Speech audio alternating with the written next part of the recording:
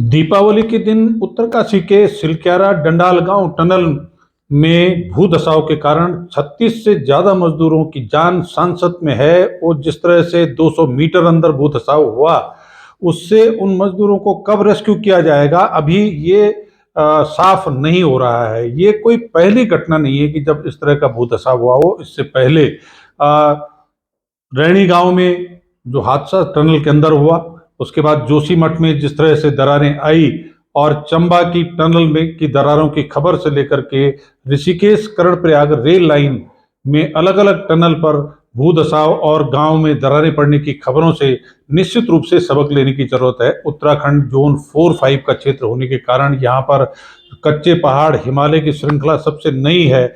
इस वजह से जहां जहां टनल का निर्माण हो रहा है, वहां पर उसका भूगर्भीय सर्वेक्षण करने के बाद अगर सरकार इस काम को जिम्मेदार और कैपेबल कंपनियों को देती तो निश्चित रूप से इस ढंग के हादसों से बचा जा सकता था। लेकिन जिस तरह से बड़ी कंपनियों के नाम पर अनुभवहीन लोगों को काम दिए जा रहे हैं, और यहाँ पर जो ये सिलक्यारा डंडाल गांव टनल है, इसका काम जिस टनल को एनएचआई ने दिया डीसीएल कंपनी को, उसने इसको सबलेट करके किसी नवयुगा कंपनी को दिया।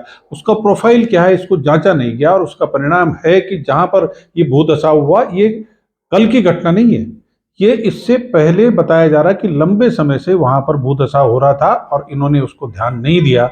उसका परिणाम है कि कल एक बड़ा हादसा हो गया। हम प्रार्थना करते हैं कि ये सारे मजदूर सुरक्षित, इनका रेस्क्यू हो। हमारा जो रेस्क्यू एजेंसीज हैं उनके काम पर सवाल नहीं है, राहत और बचाव काम पर सवाल नहीं है।